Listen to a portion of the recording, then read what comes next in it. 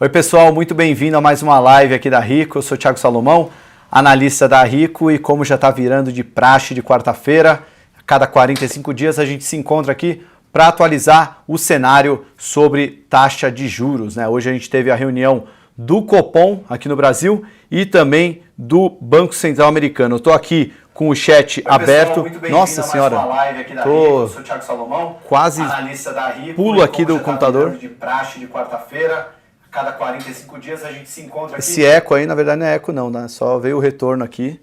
Quem faz ao vivo toma uma dessas, né? Bom, mais de 600 pessoas ao vivo aí para falar sobre o cenário de juros. E, bom, a gente teve um corte de juros aqui no Brasil, tivemos um corte de juros nos Estados Unidos. E para falar disso, eu trouxe o Marco Meck, que é um fundador e gestor, e tem uma alma de trader, né? Lá na MZK. Ele vai falar um pouco desse cenário, de como fica política monetária tanto aqui quanto lá fora, se o juro pode cair ainda mais e como isso impacta os investimentos. E também eu vou trazer um pouco da análise de renda variável, o que a gente está olhando ali na Rico. A gente já estava bem otimista com investimentos em ações para longo prazo, agora com essa porteira aberta aí do Banco Central Brasileiro para possíveis cortes adicionais na taxa de juros, né? O Fox ainda estava com a Selic em 5%, talvez esse 5% nesse ano seja revisto para baixo, a gente fica ainda mais otimista com o mercado de ações. Pessoal, que está assistindo aí, ó, se inscreve no canal da Rico, para sempre que a gente tiver uma live nova, vocês serem notificados. Muita gente aí acompanhando, já mandaram um salve. Eu vou tentar responder aqui as perguntas conforme forem chegando, mas nesse primeiro momento, peço um pouco de atenção, que a gente vai dar aquela atualizada com a palavra do especialista que está aqui comigo, o Marco Meck, que já veio aqui no meu primeiro vídeo aqui na Rico, pessoal do Rico Mais, e agora está de volta para falar de Copom. Muito obrigado pela sua vinda aqui, Meck. Obrigado a você, Salomão, obrigado a Rico, é sempre um prazer estar aqui com vocês. Bom, então, gosto muito de participar. Pô, maravilha, eu já te conheço muito bem, acho que o pessoal da Rico já te conhece, mas só rapidinho, em um minutinho, só para quem está chegando agora, ainda não te conhece, quem que é o Marco Meck e quem que é a MZK, a gestora que você fundou e está tocando o fundo lá? Sim, a MZK, o fundo MZK já existe há 1 ano e meio e a gente, na verdade, é um fundo que foi criado por traders da tesouraria do HSBC e que depois virou Bradesco. Então eu fui responsável pela mesa de trading do HSBC durante 15 anos e do Bradesco durante 1 ano e meio, depois que o Bradesco comprou o HSBC. A gente acabou saindo, eu e mais 3 traders que trabalhavam comigo, nos juntamos a profissionais de mercados de asset e a gente acabou montando a MZK, que é uma empresa focada mais em operações de trading. A gente tem uma especialidade maior em fazer operações olhando mais para o curto prazo e tentando capturar movimentos mais curtos, ao contrário de outras gestoras renomadas que fazem de outra maneira. A gente faz da maneira que a gente costumava fazer no banco, que é a maneira posições e tentar ter uma consistência melhor de resultado. E sempre que a gente fala, quando eu vou apresentar o MZK, né, que eram traders que trabalharam por muito tempo, além de terem trabalhado juntos, o que está em expertise, trabalharam muito tempo em tesouraria, né, que é quase como o coração financeiro ali do banco, né, onde vocês têm que fazer o dinheiro rodar e render, e é uma área muito meritocrática, né, você tem que trabalhar o tempo todo lá gerando dinheiro, porque está lá o dinheiro dos donos para...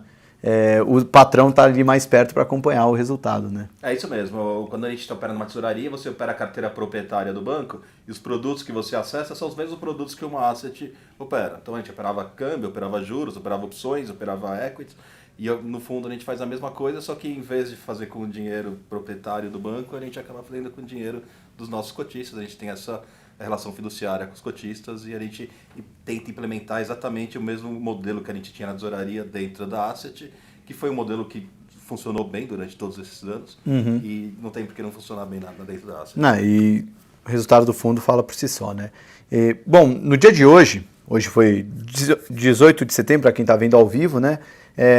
Contar os fatos e você me conta um pouco da sua visão e o que vocês fizeram também ali na hora, né? Acredito que dias como esse tendem a ser bastante intenso, né, para vocês, principalmente na reunião do Banco Central Americano, que acontece enquanto o mercado está aberto, né? Mas hoje às 3 da tarde, o Federal Reserve anunciou um corte de 25 pontos base na taxa de juros americana, né? Lá eles trabalham com bandas de taxas e caiu para 1,75% e 2%. Às 3h30 da tarde veio o discurso do Jerome Powell, né, o presidente do Federal Reserve, o discurso com coletiva, e isso até acaba trazendo mais volatilidade do que propriamente a reunião do Federal Reserve. E o que aconteceu, pelo menos das 3 até 3h30, 3h40, quando o Powell começou a falar, a gente viu uma apreciação do dólar e uma queda do Ibovespa. E nos 45 minutos depois, ali das 15 às 15h45, a bolsa caiu, o dólar subiu. E depois a gente teve um movimento inverso, né? O dólar voltou a cair e a bolsa recuperou essas perdas, né? E o que aconteceu na visão de vocês? Como é que vocês interpretaram tanto a decisão de corte de juros quanto a fala do Jerome Powell? O que ele falou que de fato pode ter mudado o humor dos investidores? Eu acho, assim, o Powell, ele já é conhecido por quando ele fala, o mercado acaba piorando, porque nas últimas vezes que ele foi mais duro, mais rock do que o mercado esperava que ele fosse. Então, um pouco antes dele falar, o mercado já se posicionou um pouco, já piorou um pouquinho no que ele ia falar. Mas deixa eu falar como foram os acontecimentos do jeito que eu vi. Como você falou, o resultado saiu, eles cortaram em 0,25, e quando eles, trimestralmente, eles soltam o gráfico de dots, o que é isso? É um gráfico em que eles mostram como cada um dos membros do Fed espera que as taxas de juros nos Estados Unidos vão estar no final de cada um dos próximos anos. Uhum. Então tem lá bolinhas, cada bolinha representa um membro votante do Fed. E cada bolinha fala, eu acho que a taxa de juros vai estar a 1,75, o outro fala, acho que vai estar 1,5. Só um segundinho, Mac, que parece que o seu microfone está baixo, ou não sei se está ligado, não sei se a produção está vendo isso. Tá, beleza então. Parece que o seu só está pegando a resposta do meu microfone. Então só esperar um pouquinho para ver como é que a produção se já vai ter uma resposta. Se não, qualquer coisa eu passo o meu microfone aqui para ele, não tem problema, a gente improvisa aqui ao vivo mesmo.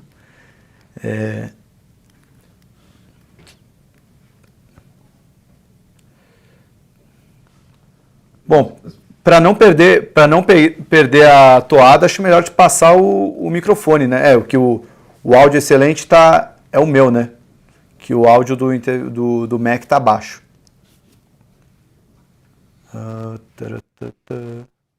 Agora começa o delay de quem está ouvindo e o áudio está normal, e quem ainda está ouvindo e o áudio está atrasado.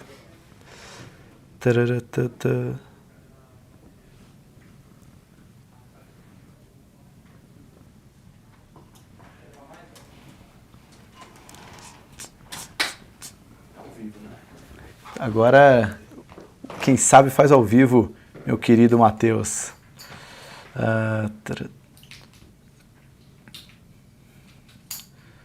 O pessoal está até sugerindo, passa o microfone para ele, mas não dá para passar o microfone, senão não consigo eu falar depois, né? Mas o pessoal já está resolvendo em 1 segundo. Acho que resolveu, né? Vamos ver agora. Tem que dar uma checada agora, para falar um pouco para ver se resolveu. 1, 2, 3. 1, 2, 3. Só testando aqui para ver se resolveu o problema. Olha, aqui melhorou já. Pode começar. Pô, que maravilha. Quero agradecer. Primeiro, mandar um abraço pro Faustão, né, que me ensinou muito sobre como improvisar na hora que fica ao vivo e dar esses problemas. Então, Fausto Silva, valeu. Mac, vamos voltar para toda a sua explicação de como é que vocês lidaram com essa reunião do Fed aí, desde a decisão às 3 horas, o speech do Powell 15h30. Você mesmo disse que o mercado já começa a se posicionar de maneira negativa quando o Powell falava. E, enfim, aí você eu acho que é importante dizer que o corte de 25 bases já era muito esperado. Então, o que se esperava dessa reunião era o que ia ser dito no statement e o que ia ser dito pelo Powell depois da conference que ele faz. Então, o corte de 25 não surpreendeu ninguém. No comunicado, trimestralmente, eles divulgam, como eu estava dizendo, os gráficos de dots. O que é isso? É um gráfico em que mostra como cada membro votante do Fed acha que as taxas de juros vão estar no final de cada ano. Então, tem lá para 2019, 2020, 2021 e as taxas longas. Então, cada um dos membros do Fed, eles colocam, eu acho que a taxa de juros vai estar em tal lugar. E essas taxas de juros, elas do trimestre passado para esse trimestre, houve uma mudança Então, muitos membros do Fed colocaram que a taxa de juros vai estar mais baixa do que vai estar hoje.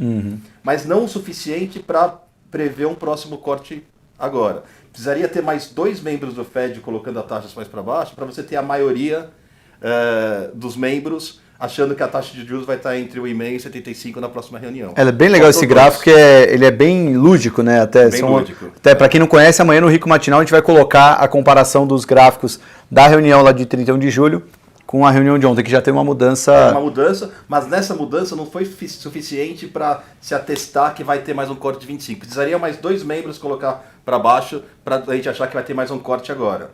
E para o ano que vem, falta só um membro colocar mais um dot para baixo para a gente achar que vai ter um corte no ano que vem. Por isso que eu falo, lá nos Estados Unidos, a gente não sabe ainda se esse ano vai ter, talvez tenha, ou talvez tenha no ano que vem. Vai depender, eles vão ser data depende, como eles falam, eles vão olhar os dados com cuidado e vão, se 2 membros forem convencidos a baixar juros esse ano, se esperar que tenha mais uma queda esse ano.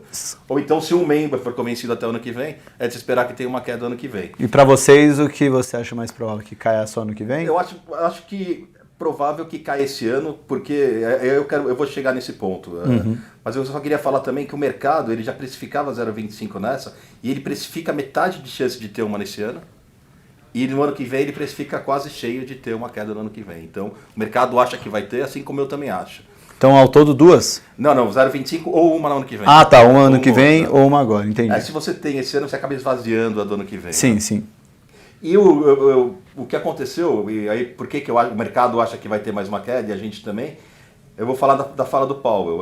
Conforme ele vai falando, explicando os motivos, é difícil se colocar na posição dele, porque essa decisão foi muito explitada. Teve vários membros que colocaram queda de 0,25, como aconteceu. Teve 2 membros que queriam que ficasse zerado. E teve um membro que queria um corte de 0,50. Então o próprio Fed está dividido. 2 caras queriam que ficasse igual e um cara queria dar 50. Então ele, como representante do comitê, ele tem que explicar uma coisa que nem eles mesmos sabem onde deveria estar. Então é difícil para ele. E ele justificou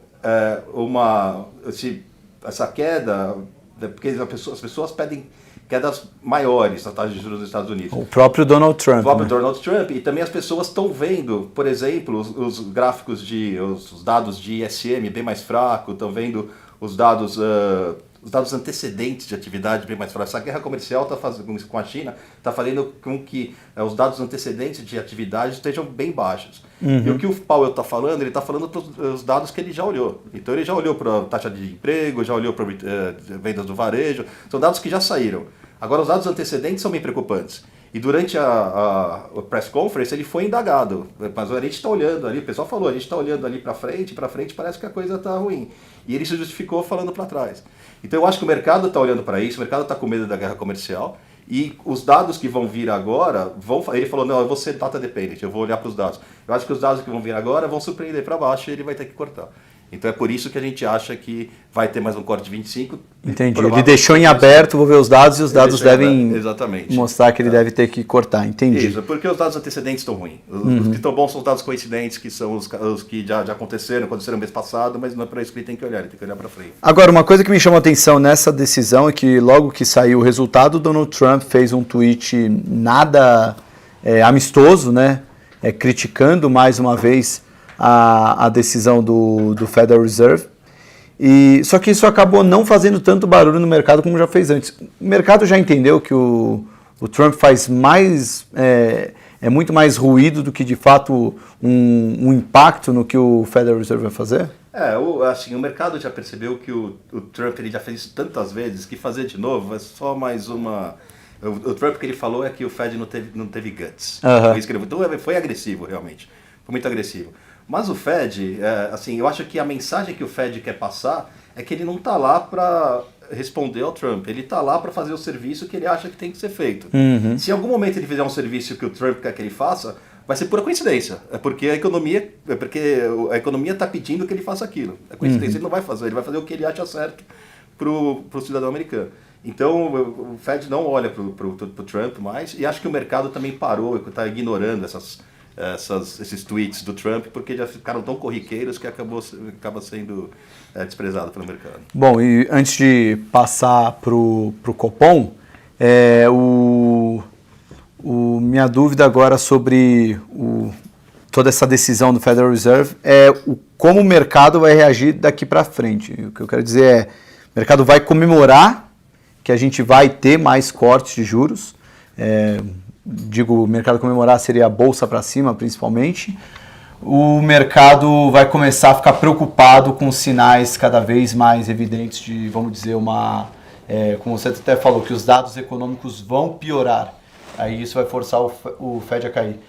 Não vai chegar uma hora que o mercado vai começar a questionar que esses cortes de juros podem não surtir efeito, e ao invés de fazer um efeito positivo, vai ter um efeito ainda mais negativo? Como é que você acha que vai ser a reação? Eu acho que os Estados Unidos eles têm uma grande vantagem sobre os parceiros, os concorrentes deles, que eles ainda têm taxa de juros para cortar. Na Europa, a taxa de juros é menos 50 basis points, os caras não conseguem mais cortar. Nos Estados Unidos, eles têm uma gordura, eles estão com 1,75 com 2, eles ainda podem, se a gente caminhar por um crescimento global menor, os Estados Unidos ainda têm juros para cortar, então eles podem tentar sair dessa melhor do que os outros países do mundo. Então eu acho isso. Eu acho que como o mercado vai se comportar, eu acho que depende de como a questão da guerra comercial vai se portar. Porque assim, isso é uma coisa que desde o ano passado é uma coisa que incomoda e que se intensificou esse ano, essa questão da guerra comercial. A maioria dos economistas, eles divergem em muitas coisas, mas uma coisa que eles sempre convergem é que guerra comercial traz um crescimento global maior e isso é ruim para todo mundo. É ruim para emergentes, é ruim para developed markets também. Então eu acho que se eles não chegarem num acordo, a gente vai vir dados ruins e os juros vai ter que cair. Não acho que tenha uma recessão nos Estados Unidos nos próximos 18 meses, porque a gente tem um calendário eleitoral pelo caminho e aí acho que eles podem fazer alguma coisa na parte fiscal que vai ser ruim mais para frente, mas que no curto prazo para a eleição acaba mantendo a economia em crescimento. Mas agora você falou uma coisa que me deixou com uma pulga atrás da orelha, que no dia 31 de julho, a reunião do Fed não foi nada agradável para o mercado, né? Até o discurso Powell foi bem... o discurso principalmente, não a decisão. E o Trump reagiu energicamente tarifando os produtos chineses. E aí toda a guerra comercial que a gente viu em agosto começou na reunião do Fed no final de julho.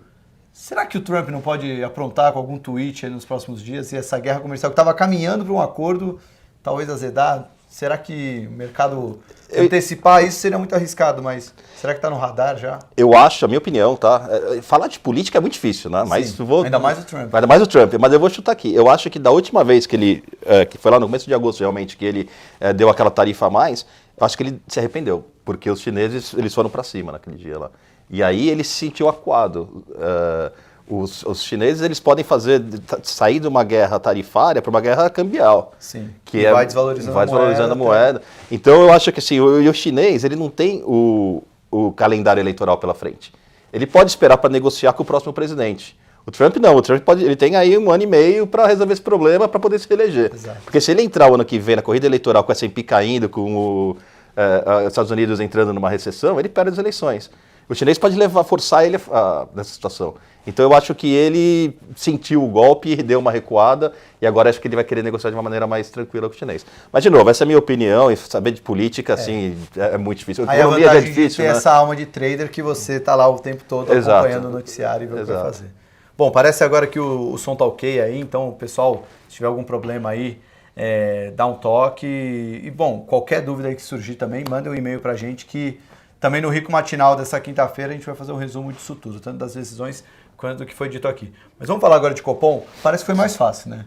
Copom não costuma dar tanto trabalho, mas parece que a sinalização que ficou um pouco mais evidente é que essa deflação mundo afora pode ajudar ainda mais a ter o corte de juros no Brasil, já que o cenário aqui no Brasil era bem convidativo para juro em queda, na inflação controlada e economia pedindo socorro, e agora com o cenário lá fora de deflação, o nosso Banco Central pode cortar ainda mais os juros. Foi para 5,5 e pode ir para ainda mais até abaixo de 5.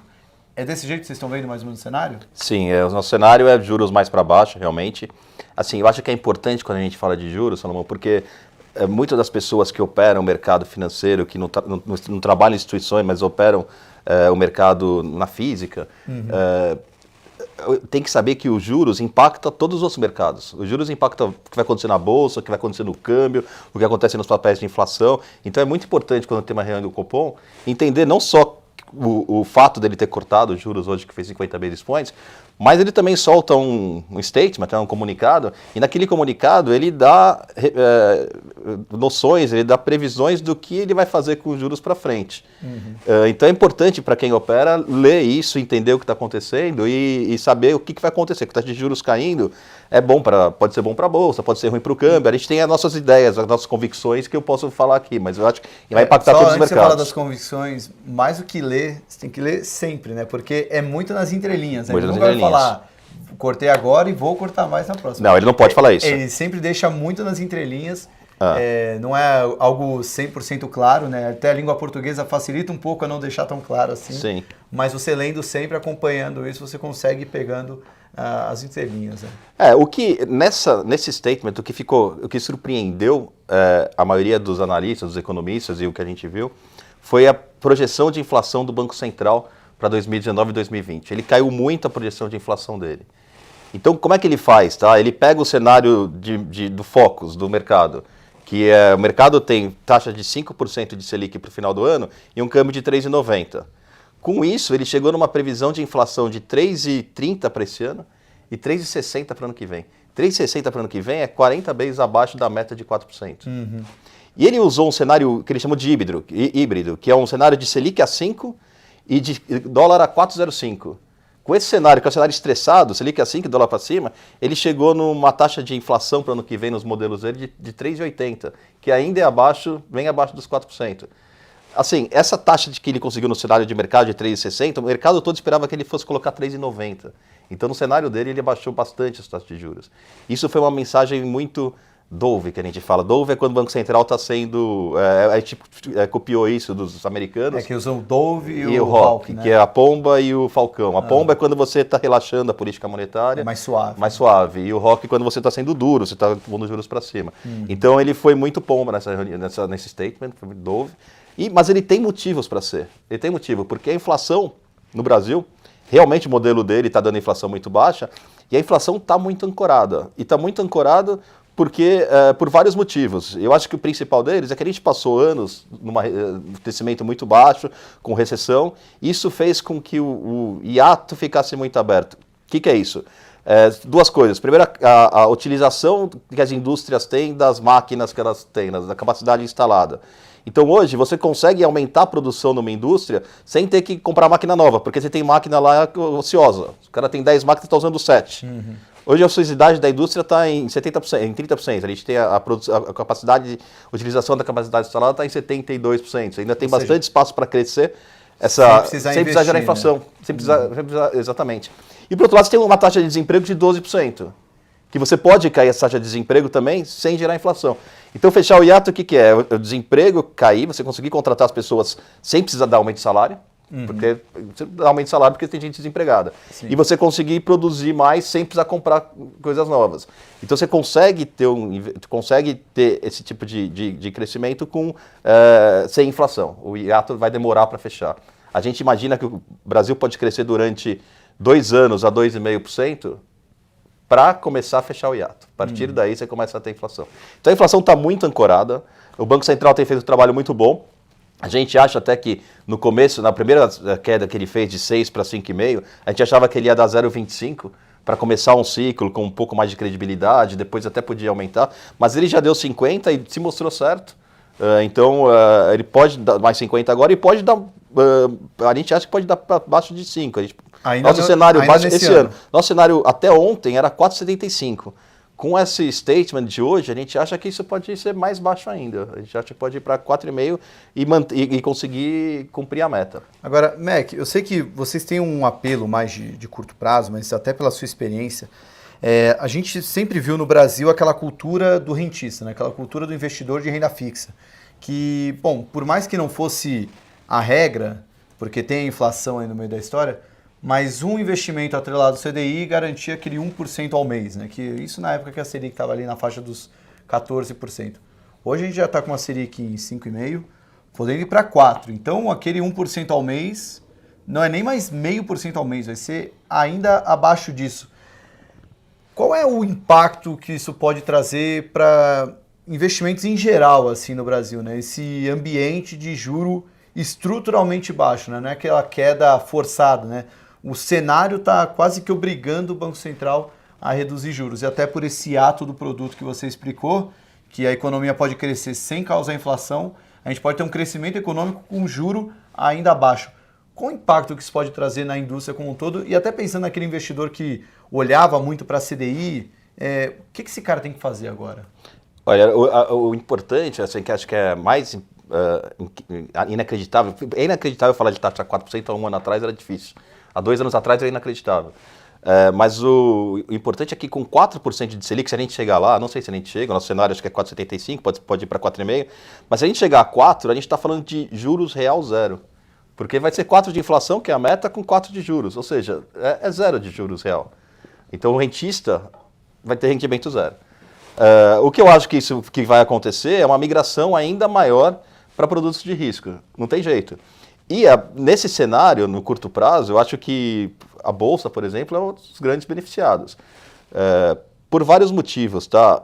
Primeiro porque a queda de juros, para quem faz análise micro de Bolsa, você traz o valor das empresas a valor presente e você, quando os juros caem, o valor das empresas sobe. Esse é o mais lógico na análise micro. Na análise macro, conforme você cai o juros, você tem 2 fatores que são excelentes para a Bolsa.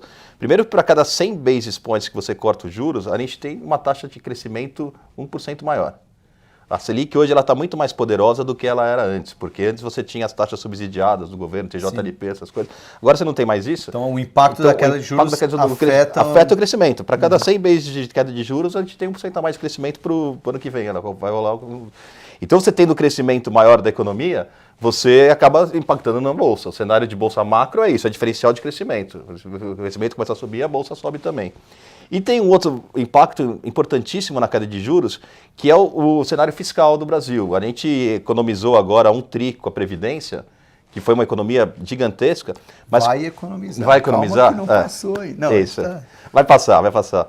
A gente vai economizar esse 1 tri, mas para cada 100 bases que a taxa de juros cai, a gente economiza mais 500 bilhões em cada 10 anos. A dívida interna do Brasil são 5 tri. Então, para cada 100 vezes que você derruba a taxa de juros, você economiza 55 bi na conta, 55 bi por ano, que em 10 anos dá meia Previdência. A taxa de juros do Brasil caiu, só com a Previdência, ela caiu 200 basis points. Então, a gente economizou 1 tri em 10 anos, que é outra Previdência. E se ele pode cair, se a inflação não vai subir, ele tem que cair juros para economizar mais ainda, para o serviço da dívida ficar cada vez mais barato. Então, a gente tem impactos muito grandes, muito bons, em relação à queda de taxa de juros. Primeiro, é crescimento maior. Segundo, é um fiscal melhor. E com a inflação baixa, o Banco Central não tem por que não cortar juros. Tá? O risco é o câmbio. Tá? Só sobre essa nova previdência que a gente está economizando, isso é se o juro se manter estruturalmente baixo. Né? Exato, se o juro se manter baixo. Mas o cenário do Focus é 5% até o ano que vem. Né? Sim. Depois disso, talvez a gente tenha que subir alguma coisa, quando o hiato fechar. Mas eu acho, aí pensar mais longo prazo é mais difícil, mas a inflação baixa eu acho que é um fenômeno mundial, como você falou agora há pouco. Tem a ver com a questão da guerra comercial, que isso é deflacionário para o mundo, mas tem a ver também com a questão da tecnologia atual que está fazendo com que a inflação caia por questões de ganho de produtividade e comparação de preço, que é um mundo novo que a gente vive. Então, eu acho que a inflação de longo prazo deve ser mais baixa também. Talvez os nossos juros, o próprio Banco Central fala que a gente está com juros estimulativos, então a gente está abaixo dos juros neutros. Em algum momento deve voltar para o neutro, mas não vai ser muito acima do que está hoje, do 5,5. Vai ser 6,5, 7. Pode ser até que não tenha isso. A gente vai ver isso lá para frente. Então. Bom, o pessoal aqui está comemorando muito, falou, não, vamos correr para ações, galera, estou começando a comprar ações. Gente, calma. Acho que, assim, tanto para o cenário de juro baixo, de juro alto, a diversificação é fundamental. Assim, para você que é investidor, colocar todos os ovos no mesmo cesto, eu sei que é um termo muito clichê, mas é o que, se você conseguir diversificar e buscar sempre diversificação, isso vai te dar o sono tranquilo de noite, né? Porque um dia vai ter algum susto no noticiário e aquela posição concentrada pode acabar sofrendo. Um dia vai te dar muita alegria, outro dia pode te dar muita tristeza. Então você ter um portfólio diversificado é fundamental nessas horas. Eu até fiz uma live para o pessoal que segue a carteira Rico Premium, abri minha carteira de fundos e mostrei, né, que embora eu seja muito otimista com ações, eu tenho só 60% da carteira de fundos em ações. A outra parte está em fundos multimercados, uma parte pequena em fundos de renda fixa, que é mais um fundo caixa, mas até para buscar essa diversificação, porque embora o cenário seja maravilhoso, o Trump pode fazer algum away ali com a China, provocar um prolongamento da guerra comercial, isso tem um impacto muito negativo no mercado e talvez balançar demais o meu portfólio. E eu, pelo menos, sempre busco investimentos ter foco em longo prazo e não adianta só ganhar dinheiro, eu quero ter um sono tranquilo. Eu só vou ter sono tranquilo tendo a carteira diversificada. Então, para quem está indo agora para a Bolsa, eu acho que o risco hoje é não ter Bolsa, mas também ter 100% em Bolsa. Calma, gente. Quanto menos conhecimento você tiver, vai com mais leveza aí no mercado de ações. E também aí quem tiver dúvida sobre o que investir em ações, para quem é cliente da Rico, a gente tem lá 2 carteiras muito legais. A carteira Rico Premium, que é com foco em longo prazo, diversificada, e a carteira de dividendos, que é aquela que busca aquelas empresas mais defensivas, que ganham, tentam gerar valor principalmente distribuindo lucro para os acionistas, né? São empresas que têm uma previsibilidade maior de resultado, menor necessidade de investimento, então ela pode distribuir uma boa parte do seu lucro para os acionistas. Então eles ganham com a valorização e também com o dividendo. Mas vai com calma. Eu sou entusiasmado com ações, estou há 10 anos nesse mercado e estou vendo um cenário muito positivo, mas mesmo assim vamos manter o equilíbrio, que é fundamental no portfólio. Mac, além de ações, acho que a gente já falou bem, mas e para outros investimentos? Não sei o quanto você olha no detalhe, mas assim, muita gente, quando a gente faz essas lives, muita gente que investe, por exemplo, em Tesouro Direto, a gente tem 3 produtos básicos, né? O Tesouro Selic, o Tesouro Inflação, o famoso NTN, e também tem o Pré. Nesse cenário que os juros pode cair ainda mais, Tesouro Selic acaba não sendo dos 3, acaba sendo a terceira melhor alternativa dos 3, e é melhor você já buscar uma NTN, um Pré. Como é que você vê esse cenário de juros podendo cair ainda mais para o Tesouro Direto? O Pré, ele é atrativo, mas ele já está muito no preço que vai ter esses cortes de juros. Até abaixo de 5? Então, hoje não, mas amanhã vai estar. Porque amanhã, literalmente amanhã na abertura. Sim. Já vai estar. Porque o que estava se precificando na curva de juros era uma queda de 50, uma de 34 na próxima reunião e uma de 15 depois, que dá mais 50. Uhum. Agora eu acho que vai precificar mais uma de 50 e pelo menos uma de 25, que vai dar 4,75. Não tem tanta gordura. Tem pouca gordura. Para você ir para o pré, você tem que ir para a parte mais longa. O janeiro 27, ele está 7,10, 7,15 ele fechou, 7,16 ele fechou. Amanhã talvez ele abra um pouco mais para baixo, deve abrir um pouco mais para baixo também. Só que para você ganhar dinheiro no janeiro 27, você tem que pode ser que no meio do caminho você tenha bastante turbulências. Uhum. Esse janeiro 27, só para ter uma ideia, ele valia 12% ano passado, bateu 12,5%. No começo desse ano ele estava 9,20%. Então ele já fechou bastante taxa, ele fechou 200 basis points esse ano. E os 7%, talvez, como a gente estava falando aqui, seja a taxa de juros que o Brasil vai ter no futuro. Sim. Então você carrega um pouco agora com esses juros mais baixos, você ganha dinheiro com esses 7%, em algum momento talvez esses juros volte. Então. E aí a curva sobe de novo. Então assim, eu acho que o pré, se quiser entrar no pré, tem que entrar na parte longa, tem que entrar no 27%, mas tem que estar preparado para sofrer no meio do caminho, porque esse negócio varia bastante. A parte curta eu acho que não faz sentido mais. Então, para quem vai investir no longo, tem um lado bom e um lado ruim, né? O lado bom é que se o Brasil der certo, ele vai valorizar bastante. O lado ruim é que o Brasil não costuma dar certo no futuro, né? Acho que é um problema que tem acontecido. Acho que agora vai, mas... Ele é muito longo. É a mesma coisa para a inflação. As Bs, elas estão negociando, as Bs mais longas, as 50, a inflação mais 3,50, 3,60, é mais ou menos esse preço que elas estão saindo. E eu acho também, se o Brasil der certo, nossa, nenhum país hoje em dia oferece inflação 3,5% de juros real. É muito pouco país que oferece juros, então ainda é gordo. Mas esse negócio ano passado bateu 7, no começo do ano isso aqui estava 4,5, 5, então Eu acho que assim, ele andou e é um negócio que é muito longo para ficar com volatilidade baixa, ele tem vol alta. Então as pessoas que quiserem comprar, acho que faz sentido comprar a Belonga e comprar o 27, mas é que nem bolsa, você tem que estar preparado para volatilidade. E até a melhor maneira de você ponderar um ativo volátil é pelo tamanho que você coloca, né? Não vai colocar 50% do dinheiro numa Belonga, né? Coloca Exatamente. Uma parcela menor. Até perguntaram aqui muito dia, Thiago, qual é a melhor, que um cara até respondeu insistentemente, o Ednei, deve estar dando Ctrl+C, Ctrl+V, não é possível escrever tão rápido assim, mas falou que dentro do atual cenário, com a redução de juros, qual o percentual em ações, multimercados e renda fixa? Essa pergunta é muito pessoal, assim, acho que você tem que olhar muito para quem é você no mercado e o que você quer no mercado. Eu, Thiago, tenho faixa de 30 anos, não tenho filhos ainda, eu posso ter uma carteira um pouco mais arrojada.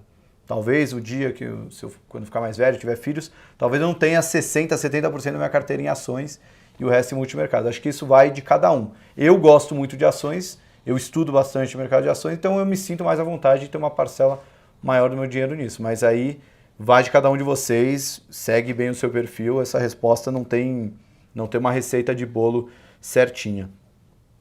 Fizeram uma pergunta de economia aqui, acho que foi legal a pergunta porque você falou muito bem do hiato do produto, aí falaram aqui, além do corte Selic, qual outro instrumento para estimular a capacidade ociosa da produção, para que a economia possa voltar a crescer e com isso de fato refletir na Bolsa Brasileira?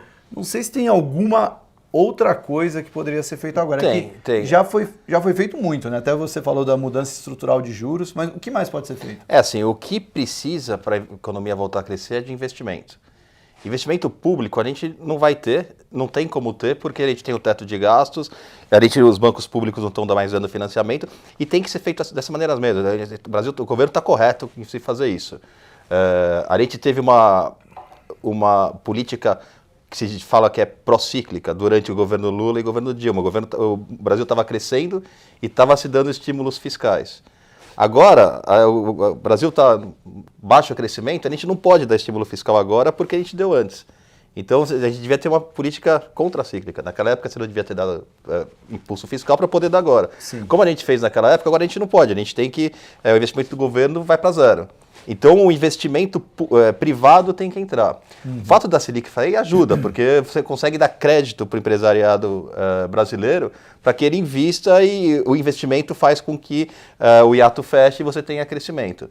Então, esse investimento que a gente está sentindo que está faltando, tá? Mas, assim, a questão do crédito é super importante, porque com o crédito o investimento vem.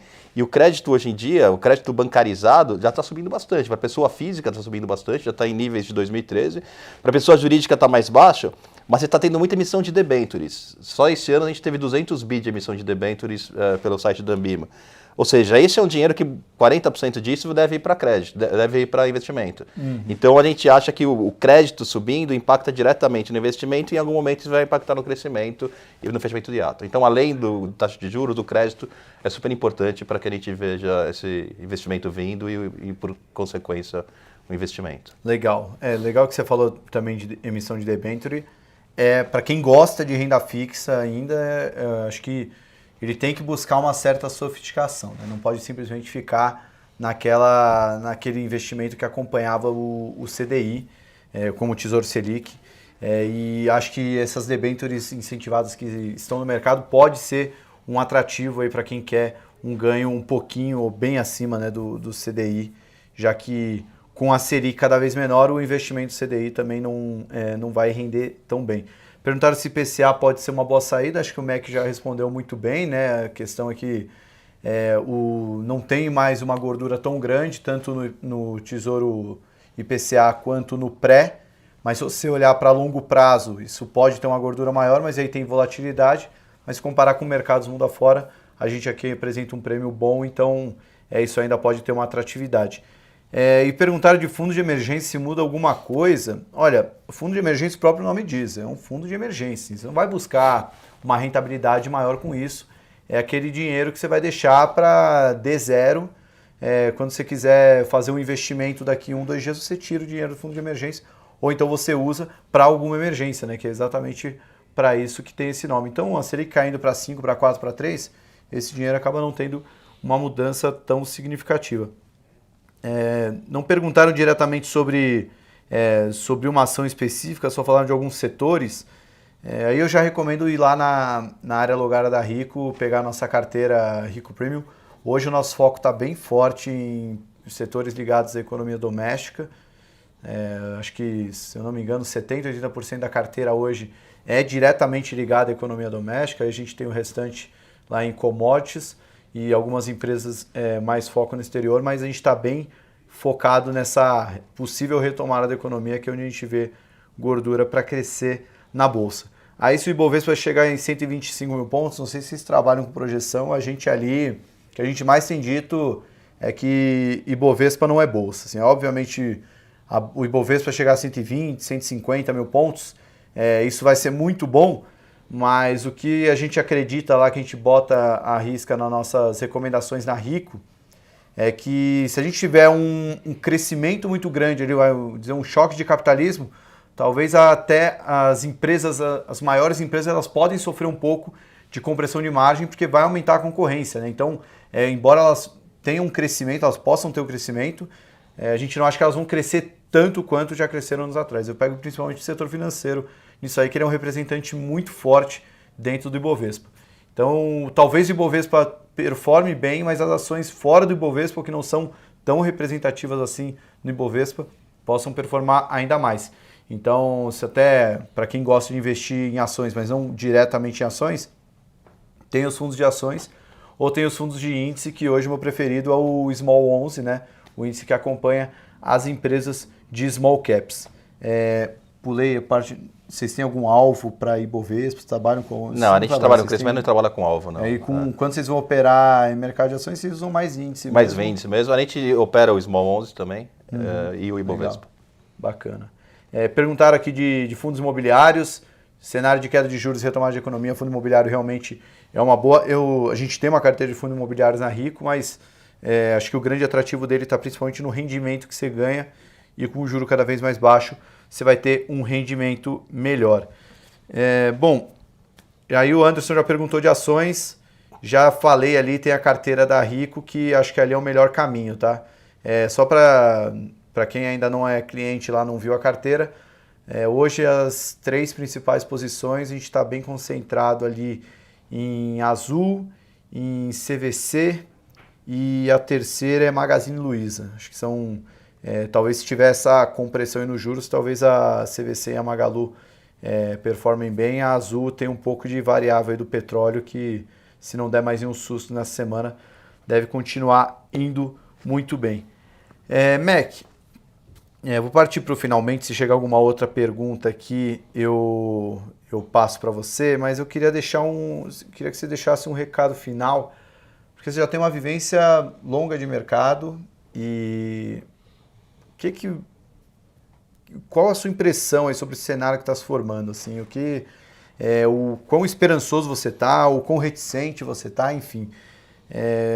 Acredito que mesmo com a sua vivência longa no mercado, você não tenha visto algo parecido com o que a gente está vendo agora com esse juros estruturalmente baixo, né? Qual a lição que você deixa aí para a gente? Qual o conselho que você deixa para o investidor que está até ficando um pouco entusiasmado? Eu vou responder isso, mas antes eu quero falar, são 2 coisas. Primeiro é o juros estruturalmente baixo e o câmbio depreciado, que é uma coisa que um dos motivos que o câmbio está depreciado é os juros baixos, geralmente. Quando você diz câmbio depreciado, é o real. O real depreciado em relação ao dólar. O dólar subindo. Outro motivo é o cenário externo está fazendo com que o dólar se aprecie em relação aos emergents, então o dólar alto. Então, a gente sempre teve o contrário. Toda essa minha vida de mercado financeiro, a gente sempre teve os juros altos e o câmbio artificialmente apreciado, na minha opinião.